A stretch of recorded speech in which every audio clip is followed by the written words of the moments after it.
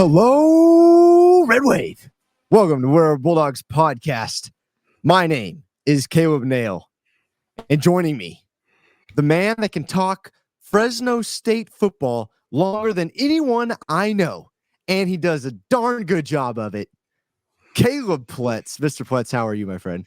Oh, thank you very much. You're too kind. I am doing well. It's another week here of Bulldog football. I mean, you're in the mix with basketball too, so we are busy running around here. But it's another good week. Another tough matchup for Fresno State. Dogs are on a 3-game winning streak. The San Jose State Spartans are on a 3-game winning streak. So a lot on the line here this week for a rivalry trophy too. This game is huge. I know last week was big. Everyone was fired up for Boise. We don't like Boise. But I should mention that this rivalry game has been going on for longer than most of our rivalry games that we play today. I didn't do the math and I didn't look it up, but dare I say this is the longest one that we play? That's longest very possible. ongoing rivalry game. Give me a second to do a little research here. Let me pull that up for you. So Okay, according to GoBulldogs.com, let's see. Overall, Fresno State 44 victories, San Jose 38 victories, and three ties. So, yeah, go figure that. So add those together. I mean, we're 85, something like that. Sounds good to me. So I don't do math. I talk sports. That's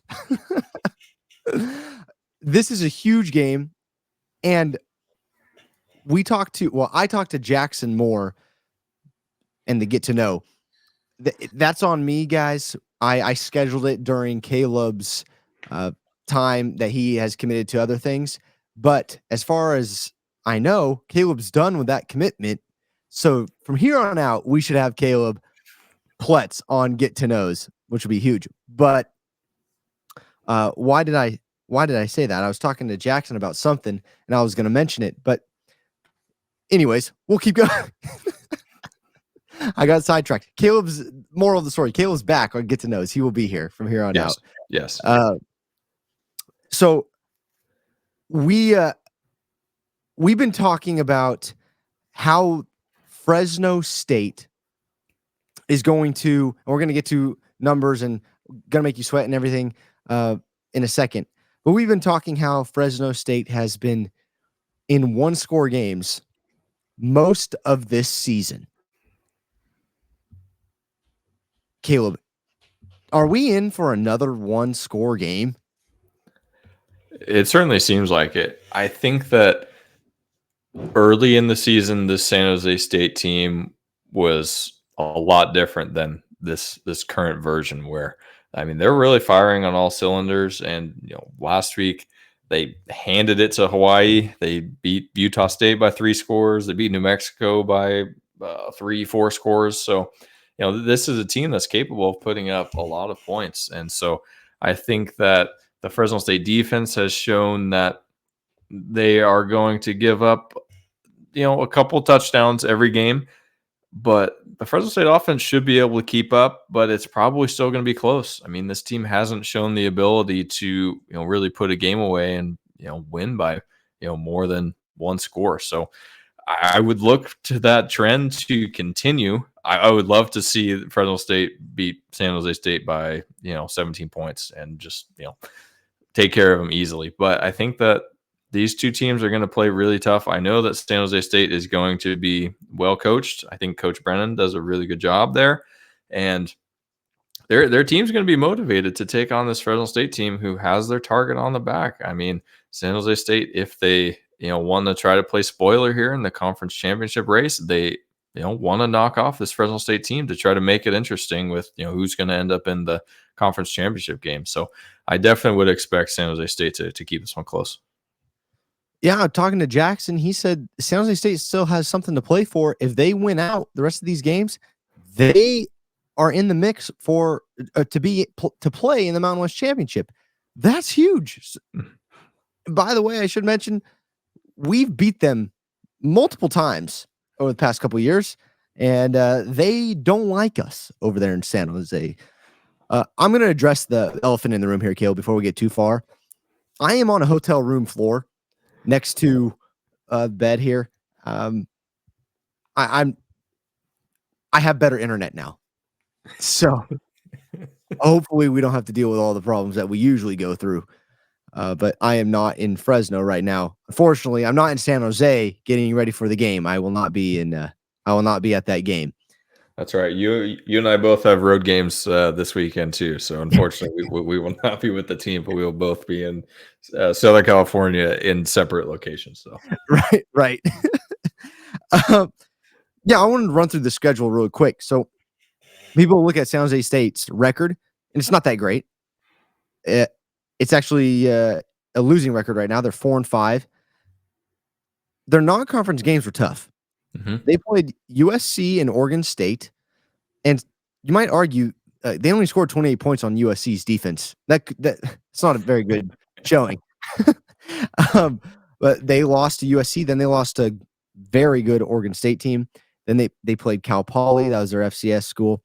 And then they played Toledo, who I just watched put a beat down on Eastern Michigan on some action tonight. And Toledo's 9-1 now. And they sealed a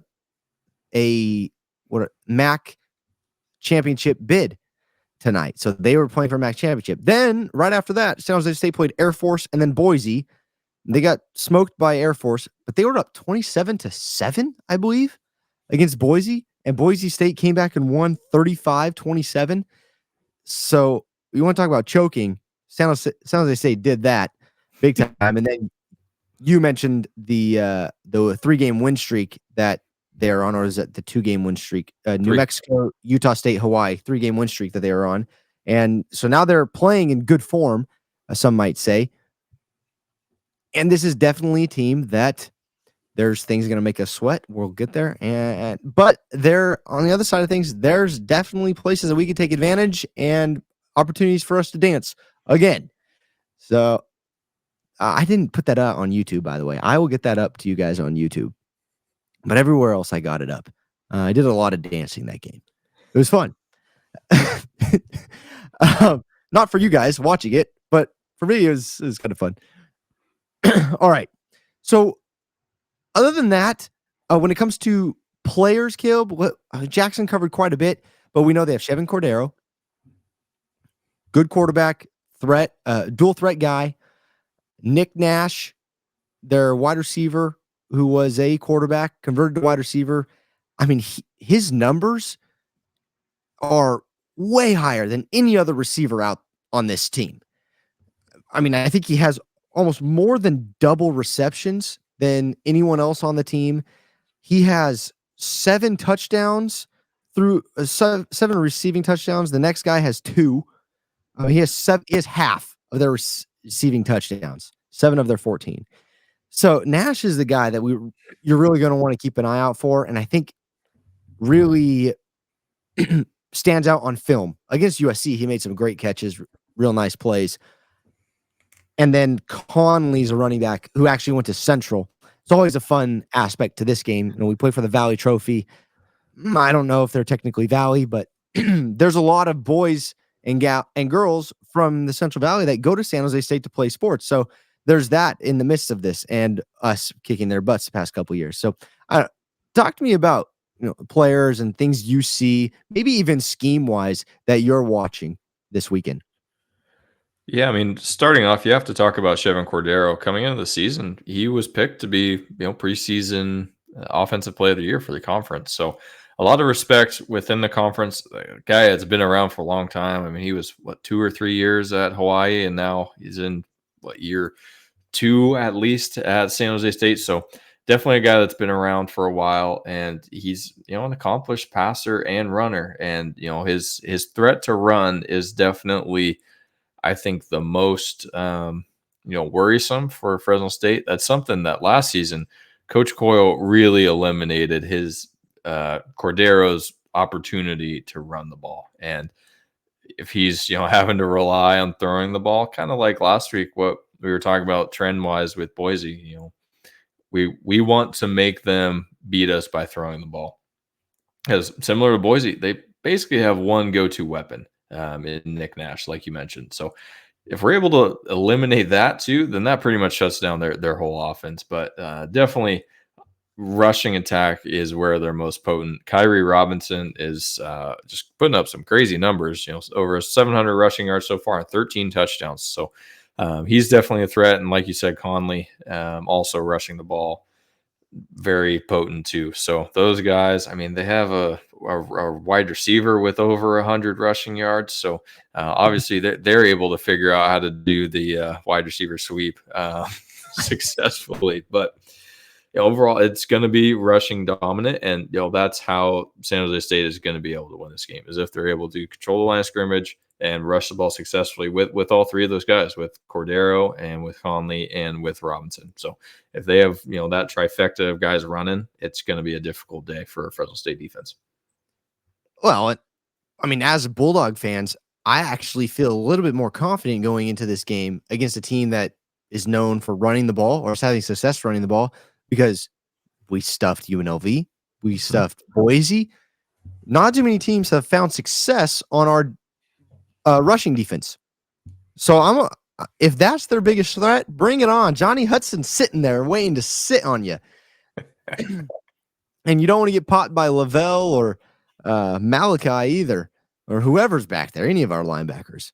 I do think, though, that one linebacker will be spying Cordero. I know Coyle mentioned in the presser, and Jackson mentioned it too, that he talked about last year. They always had somebody spying, and even sometimes when we were spying, Cordero beat us on the ground.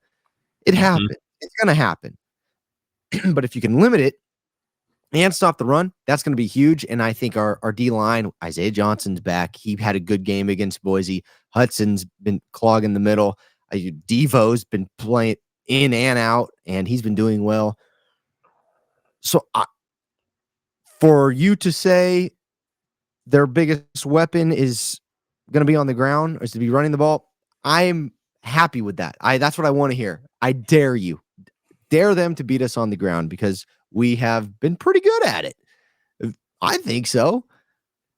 Yeah, I think you have a good point there. And I think it helps that Coach Coyle is seeing this team again, second year two, and it's pretty much the same San Jose State offense. So, not really any new people or play calling style has changed. So I think that only helps Fresno State, because they kind of have the recipe of how they need to attack this San Jose State offense.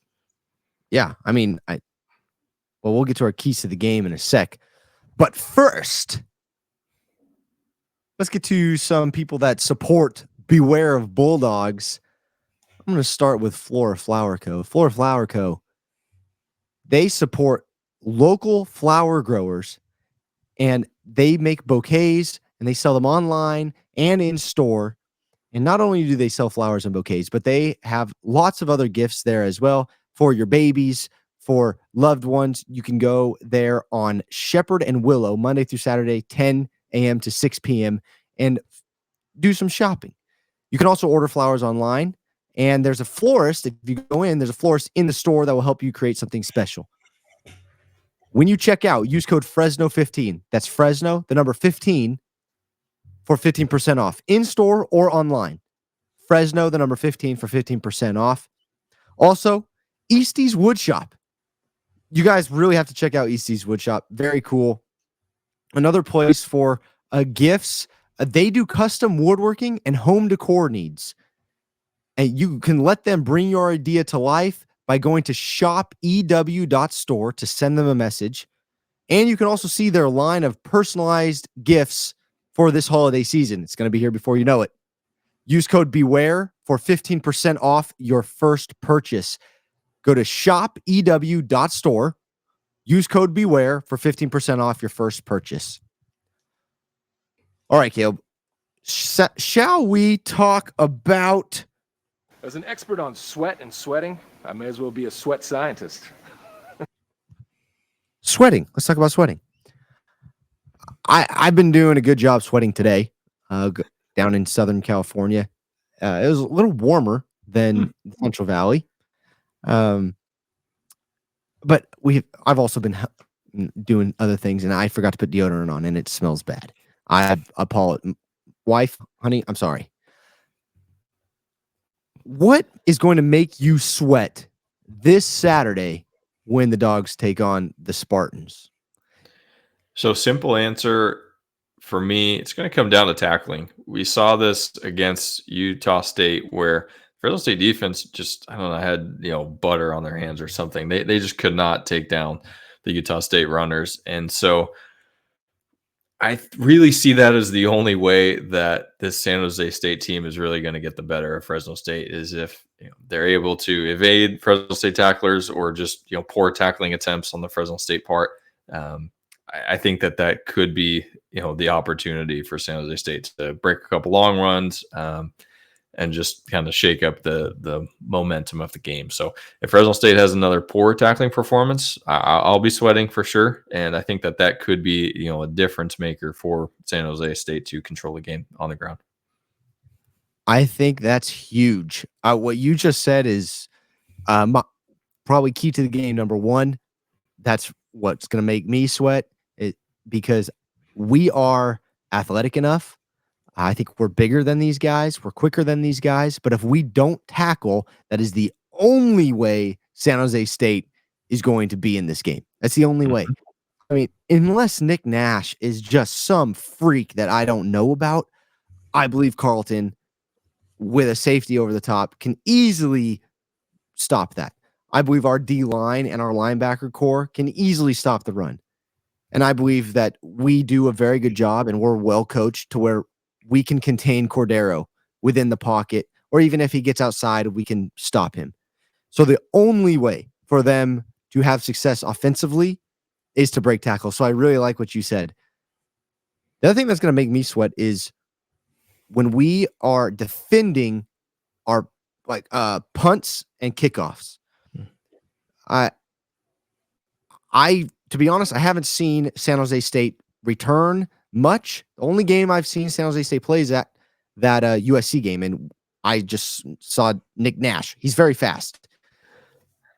But the reason I say that is because that is the only other way I see San Jose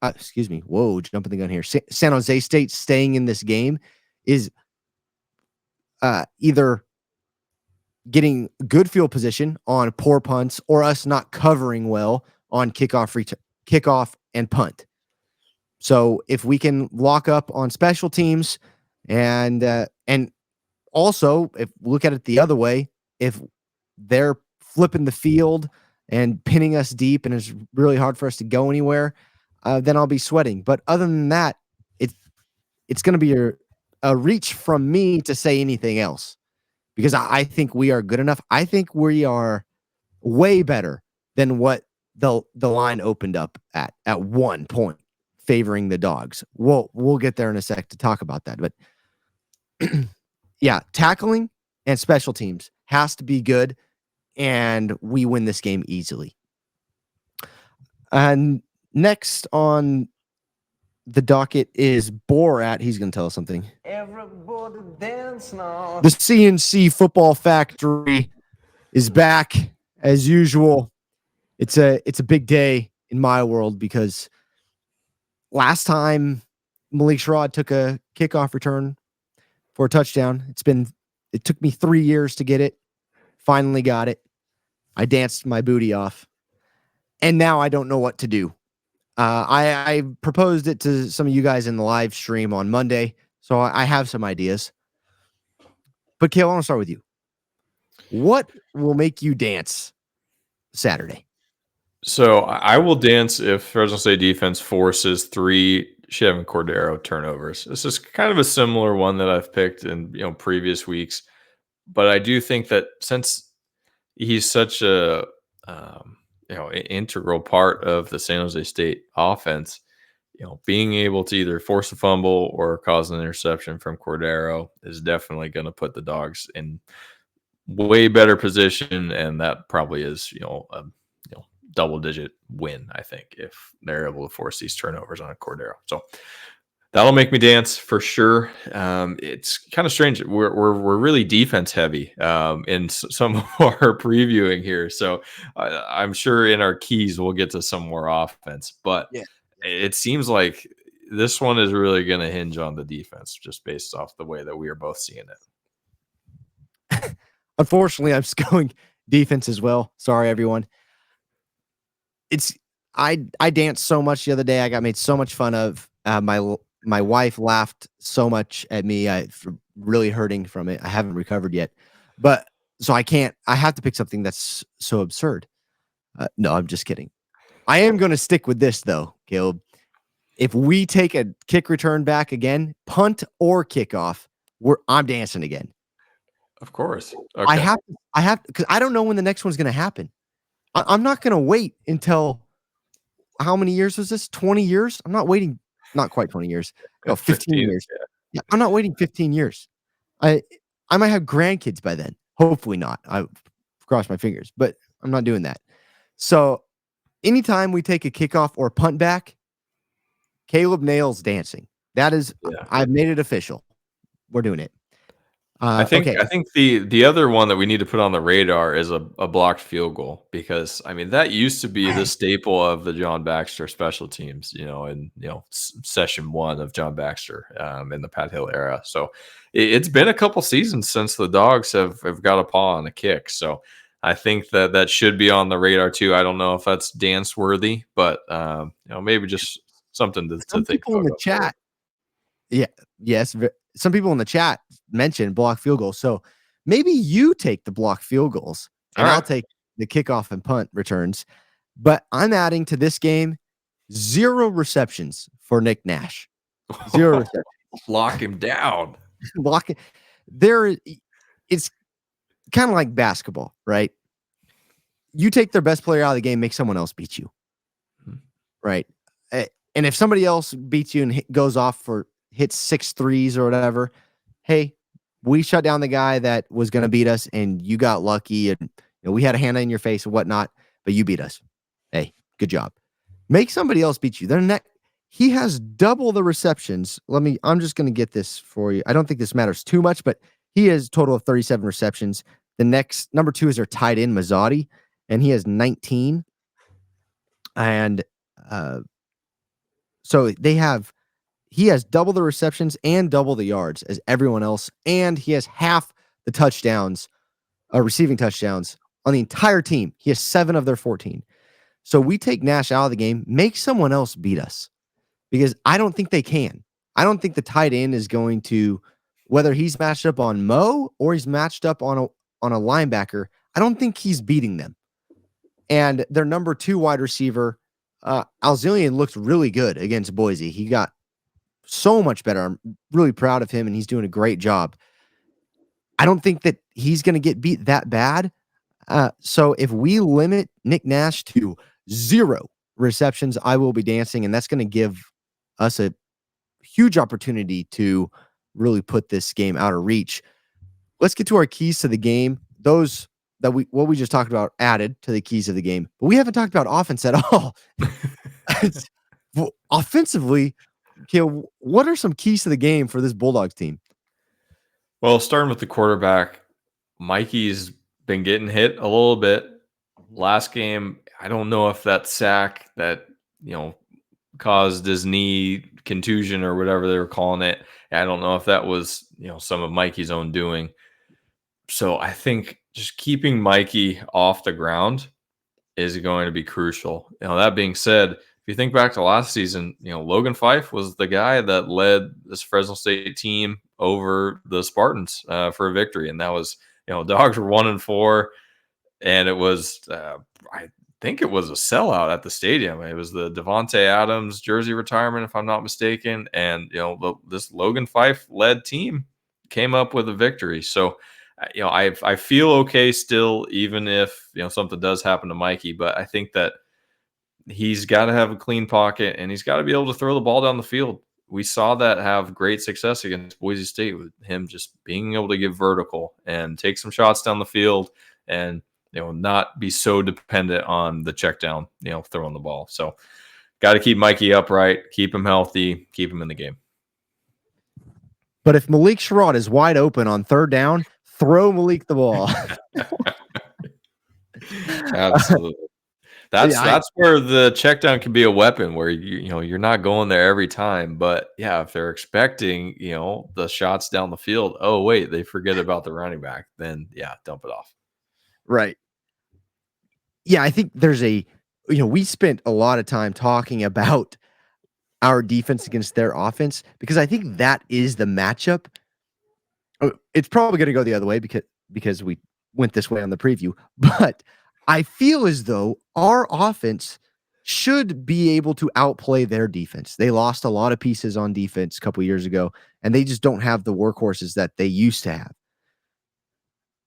This O-line has been improving. You could say what you want about Boise, the Boise defense not being that great, their pass rush not being that great, and their rushing defense being absolutely terrible against us. But we performed well. They got the job done. Our offensive line blocked well, other than a couple times where Mikey got hit, and Malik ran crazy. So when it comes to the keys to the game, I think it's just executing the plays and not giving them the ball. Having turnovers, give 3 and outs. I don't want to give them the ball. I want to convert every time we have the ball. Field goals, sure, but touchdowns preferably. So we need to be clean. We got to play clean offensively.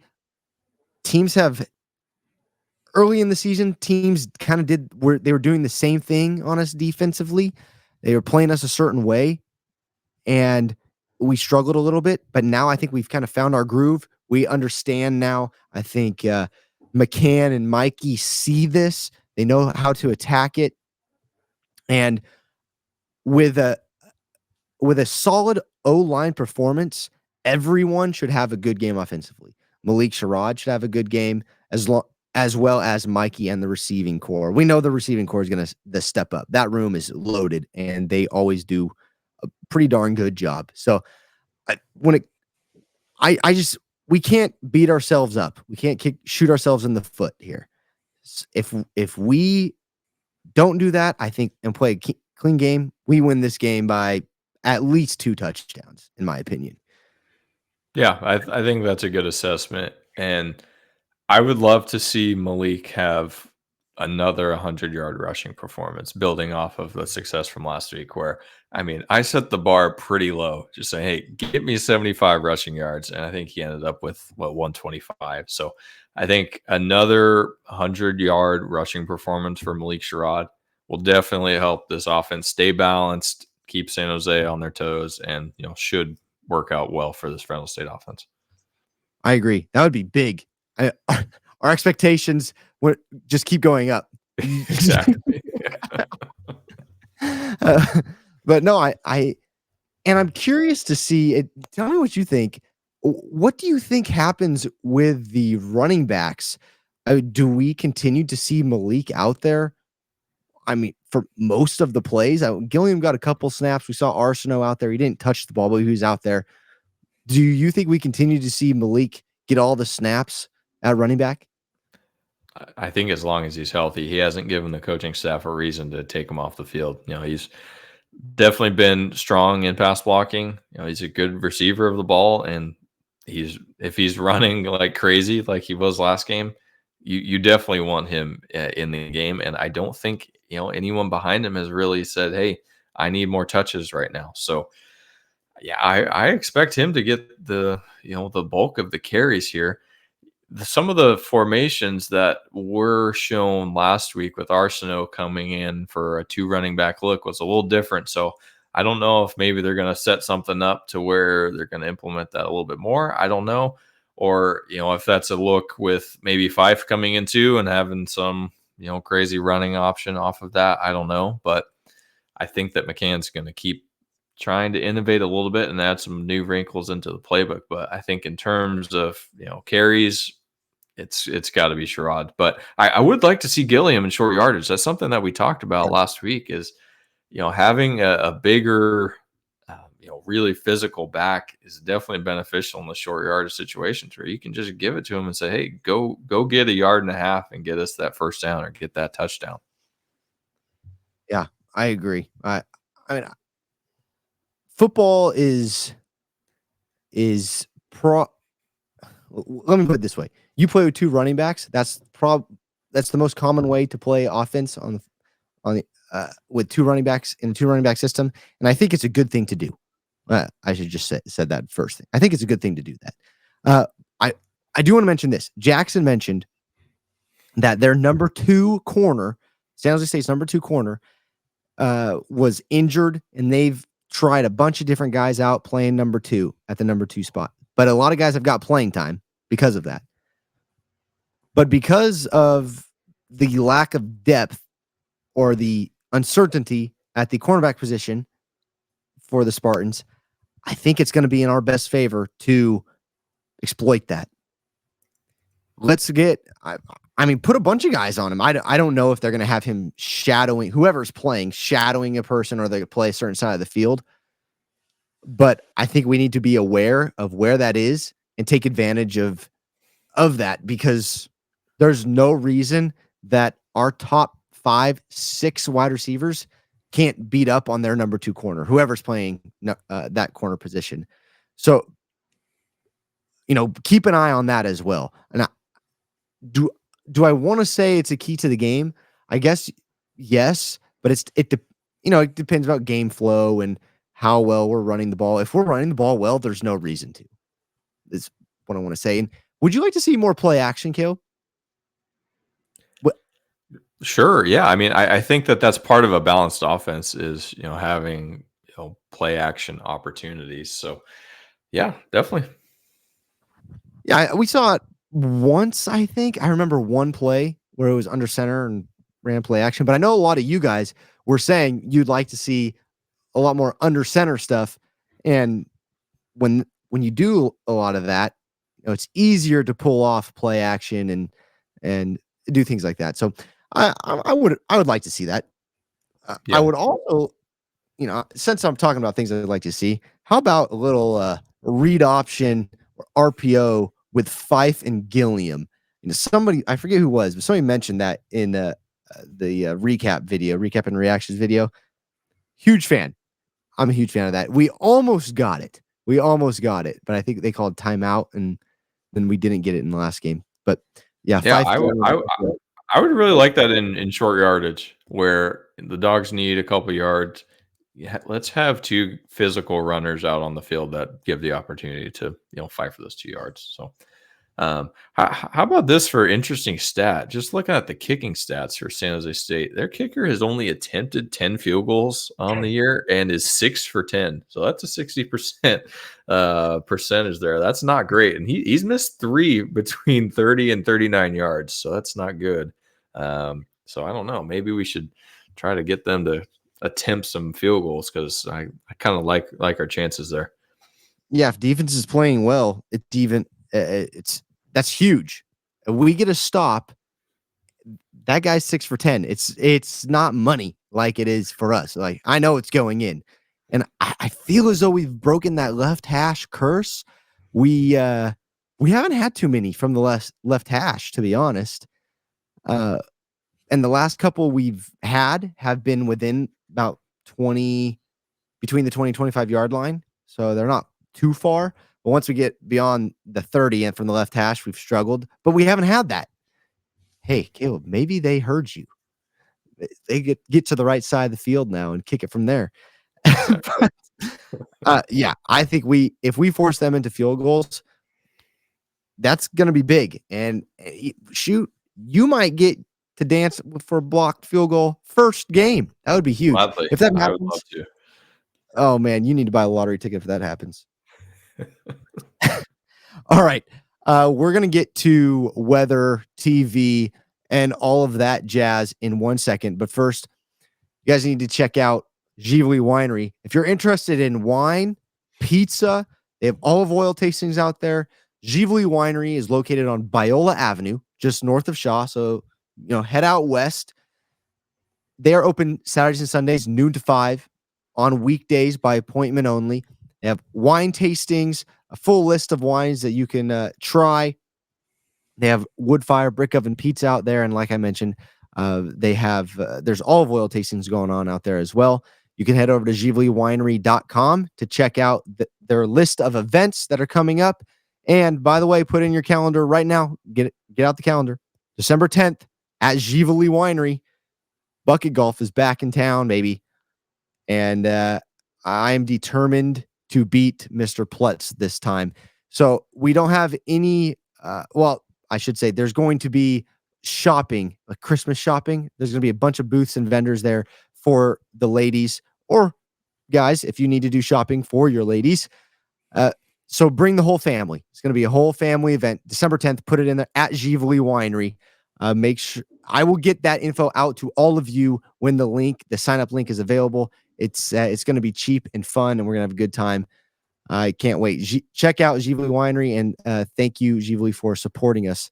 And Caleb, I'm going to let you take over from here. Sure.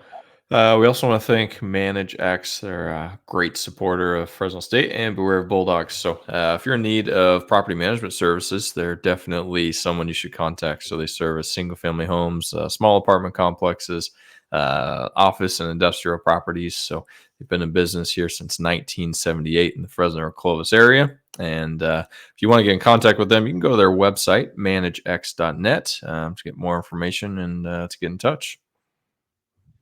All right, Caleb. This game, I saw posted it, and I'm skipping this game, going to the New Mexico game. They might change up the time on us for the New Mexico game. They might go 2 p.m., but that's not set in stone yet, as far as I know. What about this game? What's the time? It's in San Jose. What can we expect weather-wise? How's it looking?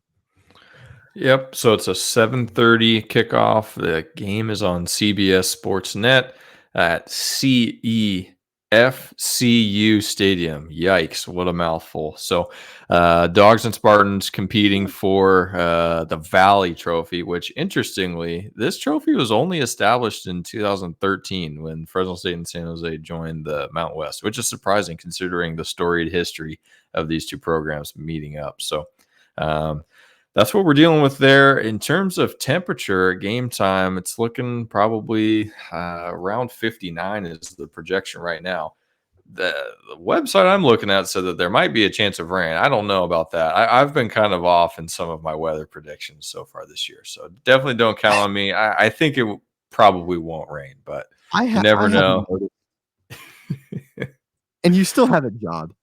Exactly. Yeah. I'm still showing up here. So, and I guess we should mention too that Fresno State is ranked number 25 in one of the polls. I think it's the coaches poll. Fresno State is ranked 25. So, increased size of the target on the Dogs' back, you could say. So, CBS Sportsnet for TV, also on the radio for iHeart and Bulldog Sports Properties with Paul Pattenkamp. So definitely a great opportunity there to get some extra insight in the game. In terms of the numbers, we're looking at 55.5 as the over-under, and I believe is it one or 1.5? My screen timed out, so let me pull when I looked, it was at 1. But Okay. I'm sure it has moved since then. Either way, I'm taking the Dogs. I am. It's at 1 right now. But I'm showing that San Jose is favored by 1. Is that what you're saying? It's moved to San Jose State by 1. Okay. Unless I looked before and I just thought, oh, we're favored by 1, and I've been wrong this whole time. But right now it's the San Jose State by 1. I'm taking the Dogs big time. If I'm a betting man, that's what I put my money on. Fresno State plus money there. We're going to get to final scores in a second. I do need to get in the Vine Church in Fresno on Shaw, just west of Grantland. Got it that time. Easier than last time, Caleb.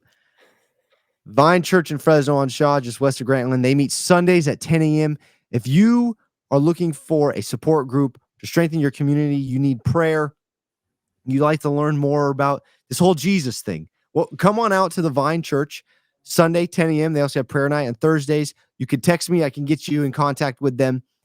The people there are kind, welcoming, a lot of fun to be around, and they speak biblical truth. So if you're interested at all in any of those things, reach out to me. I can get you in contact with them, or you can go to thevinefresno.org and learn more about the Vine Church in Fresno on Shaw, just west of Grantland. So shout out to the Vine Church. Big thank you for supporting Beware of Bulldogs podcast and Fresno State Athletics. All right, Caleb, final score predictions. San Jose State -1, over under 55.5. What are you thinking? So I think that it's going to be another close game. I think that the funny thing, I think we mentioned this in the last recap, but the last handful of games we've looked at the score and it's been a 1-score Fresno State victory, but we said, the Fresno State defense played really well, but just not well enough to keep points off the board. So I think that that's going to continue here. I have Fresno State winning 34-30. So I think that the San Jose State offense is going to be able to move the ball. But I think Fresno State offense is going to do enough to stay ahead still. So it's going to be some field goals mixed in there, but I see the Dogs coming away with the victory, and I do see going over on the point total. I think there's going to be plenty of points. I am with you on that one for sure. I'm hitting that over, and I'm going 39-30 Bulldogs. I think lots of points scored. I do think we hold the Spartans to a couple field goals, and vice versa. I hope we convert on most of ours. I'm okay with a couple field goals as long as we try running the ball on the 4-yard line once. But 39-30 is my final score. I'm taking the over on that and the Dogs +1. I'm actually surprised that San Jose State is favored in this. I don't know what they see. Maybe we did the right thing and spent a lot of time talking about their offense versus our defense, because I think if there is an advantage, that's the only place it's going to be. I don't know. Anything else, Caleb, that you have? I mean, either that or it's a sloppy game for Mikey Keene, and there's some turnovers on the Fresno State side. So if that happens, definitely favor to San Jose State.